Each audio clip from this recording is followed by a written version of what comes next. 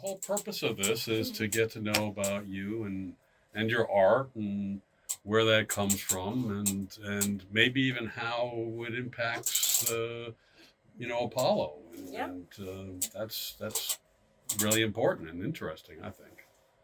Yeah, I mean, I've been doing art since I was little. My dad is a pretty good artist. Not that he does art for a living, but he just, you know, was naturally talented at it, I guess. Okay. Well, what I kind have, of stuff? I mean, painting and stuff. I mean, sketches and painting. He's a general contractor, so he would have to draw houses and stuff like Okay. that. So I think it kind of came from that, or he was able to do that well because he was into art, I guess. I don't know. Um, but yeah, so I always took to art since I was little, but I never took any classes with art. No. No. Okay. I So you're kind of self-taught, pretty Yeah, much. I guess self-taught. I had, your preliminary because I went into design, so I had to do some of your basic art classes because of that, but I Okay. never did any serious art classes, which sometimes I wish I would have just so I could learn the business side of it better. But You're from California? Where are you I from? am not. No, I'm from Okay. North Carolina. Oh, okay. Yeah, from a small little town called the Outer Banks. There's a show about the Outer Banks. I know. Yeah, it's supposed to be about my hometown, but it is not. It's not even filmed there. They wouldn't allow them to film there, so Oh, they really? film it in Charleston, Oh, yeah, okay. South Carolina.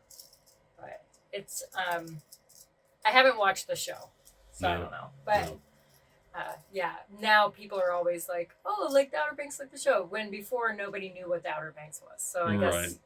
at Right. least people know kind of what it is. Some notoriety. You grew up there and went Mhm. to school there, or? Yep. Okay. Born and raised, went to school there, and then I went to East Carolina University in Greenville, North Carolina. Okay.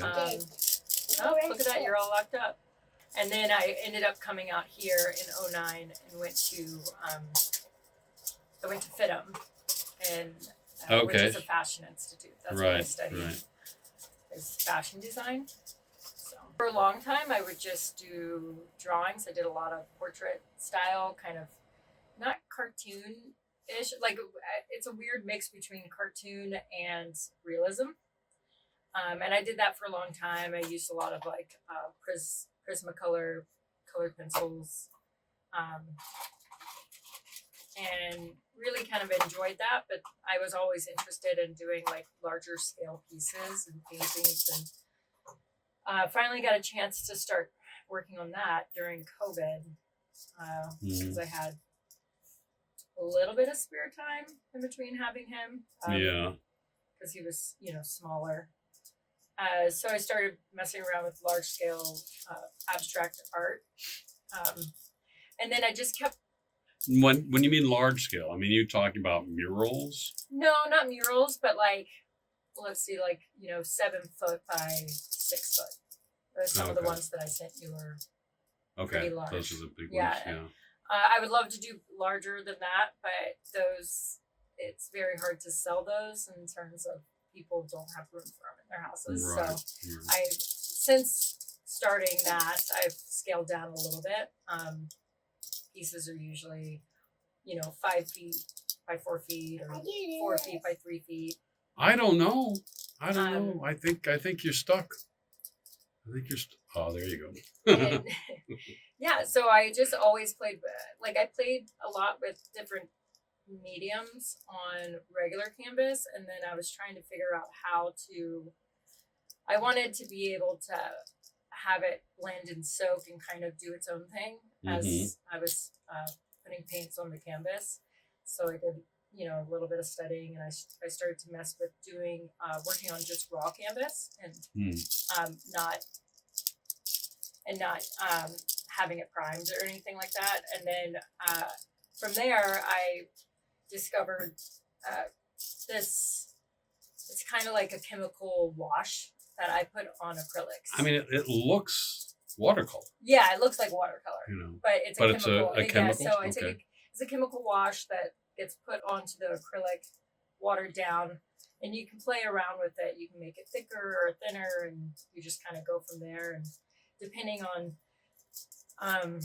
how much of the wash that you use, or depending on how soon you add in another color, or if you let it dry completely, you're going to have a different overlapping than if you put them on at the same time and they blend. So it's just So it's about blending. blending and timing, and Okay. a lot of mistakes, and a lot of happy mistakes, I guess. What's your inspiration for your art? I mean, I think I grab it from all sorts of things. I always loved design and colors and fashion, and also nature. A lot of pieces definitely have this pull from nature, I would say. Just inspired by the colors that you see all around you.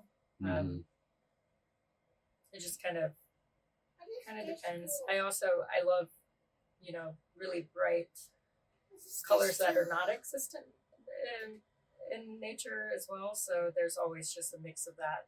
You came out here in 2009, and when did you come to Burbank? When did you? I know that I think Will told me, and when he was talking to me. We moved out here, I think it was 5 years ago. So it was right before. It would have been a little over 5 years ago, because we moved out here before 2020. It was 2019. And we were looking, when we found out we were pregnant with him, we were looking to buy a house, and we just ended up, the house that we have is Will's dream house, so, I mean, he wanted a cabin, and he was looking at trying to buy a cabin outside of LA, and then we found out we were pregnant, and so we were looking for a house in LA, and then we came about this house that just is, kind of has a cabin feel, but it's in LA, so it worked out. But yeah, so we got here then, and it's funny, I never really thought I would end up in Burbank, of all places, in LA. I lived in a lot of different cities, and at first I was like, oh, well, I just wasn't expecting it, but now we love it, so. So initially you weren't convinced. Yeah, well, I always just looked at Burbank as being like, it always feels like it's like in the 1950s here for some reason. It has this kind of like air of, it hasn't aged. Right. I guess it's a charm to it. Yeah, it is. It's kind of like a small town type of feel. And so after. But you didn't necessarily want that initially. Yeah, well, it wasn't that. I guess I just didn't.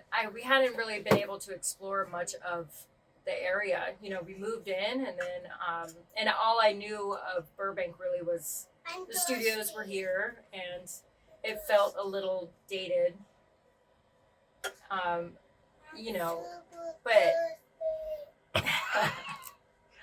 But then and then COVID happened, so we didn't really leave the house that much. And then we were finally able to start going out and about, and we discovered Magnolia Street, and just all these really special places that are part of Burbank. And yeah, it's become a love for us being here. It's unusual when you go from very, like fashion stuff and things like that to more of the abstract. Yeah. It's I think that I know, and just growing up, you were never really told that you could be an artist and make a living from it. It was always, the starving artist, and I think that, right. I mean, that's obviously still around, but I just never thought that was worth pursuing, because I didn't think that I could make a career out of it. And so I wanted to do the next best thing of like, I was really interested in fashion and design, and that was artistic as well. So I thought, why not go that route? Right. And then as I got older, and after having him, I had taken a break from working in design. I had taken off of work, and then COVID happened, and so I had this free time on my hands, and so I was like, well, I might as well paint if I'm going to be here at the house, and I'm able to put some time into it. It gets a little hard now because he's gotten older, but still make it work. And I work a lot with I rent out pieces for shoots and film. Oh, you do? Okay. Yeah, for different sets. Mainly, it's been some of my pieces have been in a couple of commercials, and then um, I do commission pieces. Is basically what I do. Okay. And I've done commission pieces for commercials as well, where they've just asked me to make something specific for their brand with their colors and whatnot. But it's in the background of their shoot. Right. The commission pieces are like collectors. Yeah, and people yeah. It's just private collectors. Do you have like a philosophy or some kind of philosophical vision or viewpoint? I don't know. I've never really thought about that. I think that when I paint with emotion. But outside of that, I haven't really, thought about any type of philosophical reason behind any of it. Really. I always envy how he paints or draws, because there's such an ease to it, because they don't, as children, I think in general, they don't overthink anything of what they're doing. They just do it, Mm-hmm. And I think that's always, I try to strive for something like that, where I can just have it go straight from my brain to the paper, right? Mm-hmm. There's no second guessing what I'm doing. Right. And just being able to like really express without that, the teacher. Right. Right. Does he inspire you at all? Oh yeah. Okay. How does he inspire you? Well, in that way, the way that he goes about his art. It's also just wanting to be, show him that he can be creative, and it could be an outlet for him. I think growing up, it's not that I didn't have support, because my parents were always really supportive of anything I wanted to do, but it was, I just think in general, as a society, it wasn't, the level of like support behind an artist wasn't necessarily there when I was younger. So I think that with him, I want him to know that, like, if that's the route he wants to go, that he can, dream big in that world. And so I want him to see that through what I'm doing and through what Will's doing. It's funny because he doesn't really know a lot of what Will does. Like, he knows that the skull is, his dad drew it on the liquid death can, but it's not like he's watched Mr. Pickles or like really knows what it is, or knows that like his fan, like the extent of his fan base, in the style of his art. He doesn't get to see all of that at this age, right? He just knows that he draws weird things. But I think as he gets older, it'll be nice for him to see that he has that. He's, we're here to support him in that creative endeavor if that's what he wants to do. Right. I mean, knowing, the way that things go, he'll probably be like an accountant or something. But I know Will talked about how he actually goes into meditation. That helps him to get inspired. Yeah. Is that something that you have, something that helps you get inspired? Well, not meditation. I was never really into meditation like he is. He can do it. It was always a struggle for me. I don't have any particular thing that necessarily inspires me. I love looking at art and seeing how other people do things. And, if we go do something outdoors, if we go camping or we do whatever, you see these landscapes and you have this feeling come through. And I think that is usually where I get this vision for how I would like things to look. Not that it actually ends up that way, because I have these thoughts in my head about how I want it to look on the canvas when it's done, but I have no control. So it's just, there. What would you call your style? I don't know. I guess it's kind of whimsical. I don't. It's a.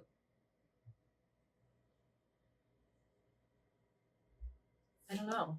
I've never really thought to. I mean, besides being abstract, even when he was younger, like when he first started really drawing, the way that because he would draw with both hands.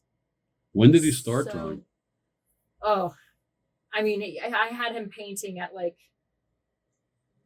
just when he was able to sit up. I would sit him up at the table in his little chair, and I would just give him paints and let him kind of go at it. But when he started really drawing, it was with both hands. So he has.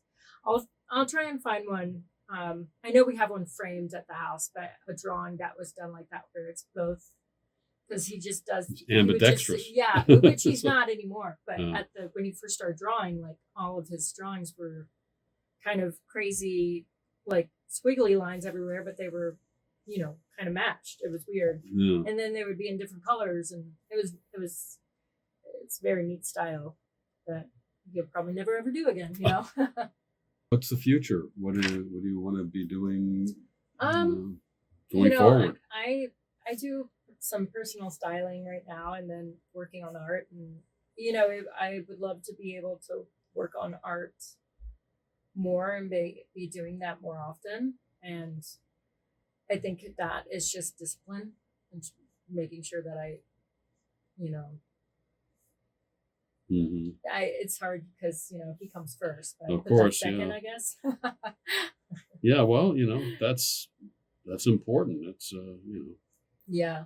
It would be nice to eventually be able to get like some sort of studio where I can have everything set up. Right now, because I work out of the house and because my style of painting is very messy, I can't just paint and leave it and come, like there has to be some sort of cleanup every single time, which sometimes causes me to like not want to do it.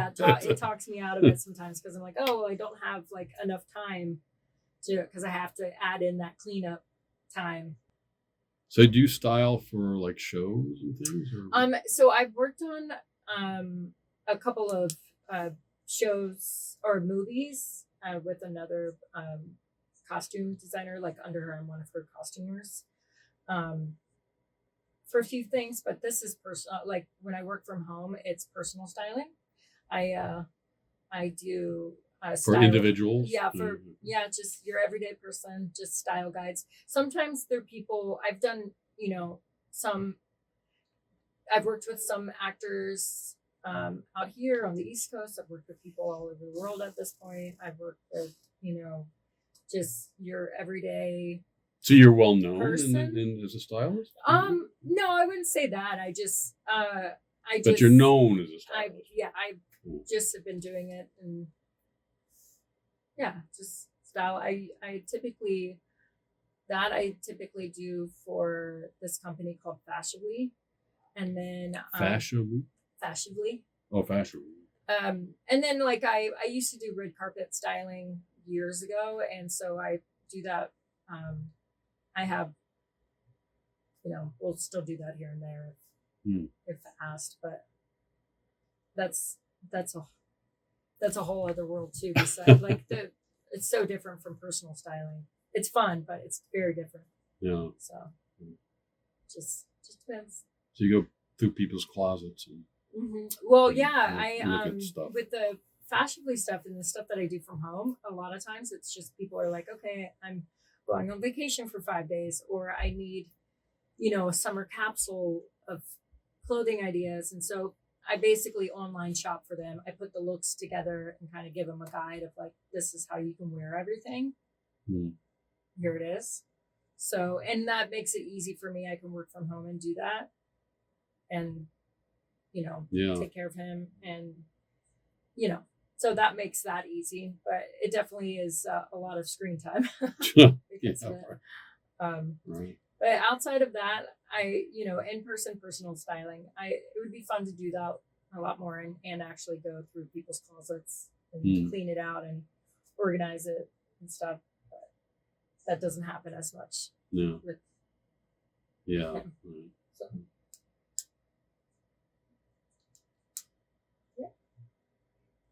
Looks like he's. I don't know. Looks like he maybe could be an actor. I know, right? He just did two. Now just did a second Liquid Death commercial, which we asked him, do you want to do this? And at first he said no, and then when we went there, he, was playing with other kids and he got into it and he liked it. But I think eventually, if he's into it, he's very animated and he's loves singing and kind of, creating these worlds. I think that he would be good at it, but I also am like, you hear all these stories and you can kind of get weary about like what life is like as a child actor. I think if he's interested in it, we'll allow him to do it, but you kind of have to watch out for all that stuff. Be a momager. What is it called? A momager? Momager. Yeah. Well, it's just kind of like just because it's accessible and be able to do it. And, I know. Well, the last shoot we were on, he just did this most recent Liquid Death commercial. The teacher that was there, if you have a certain amount of kids, you have to have a teacher that's on set with them. And so she was like, oh, you should get him into it, or at least get him, I guess you can get a, what's it called? You just get like a permit for them to act. It's not, they don't have to do the whole thing like adults do with the SAG and the union. So it's just a permit so that he can at least get paid even if he's just doing Liquid Death ones. So yeah, you might look into it. So did Will tell you about the idea I had? I probably didn't, because I really like this, and he liked it too. So Liquid Death commercial. Right. So Apollo and Will are there drawing, and they're doing their things, and they're drawing, and they're drawing a skull or whatever was it's normal drawing. Yeah. Okay. And so, what's going on? We're kind of thirsty, and so mom, and so you come in with a tray of Liquid Death, and your head is the skull. Oh, that's so funny. They're drawing from life. It's like, that is funny. We've just been drawing our mom the whole time. Yeah, right. Like a 2D one too, or a 3D one. A 3D. I'd like like a 3D. I think they did a mask for the Murder Man. Murder Man, yeah. Yeah, they did a whole like Halloween costume too. Oh yeah. Which is pretty funny because Will has it. He was Murder Man for Halloween 2 years ago. Would it be funny if that was a skull? No? Okay. No. Nothing. I'm too busy. Yep. He's done. Cooked.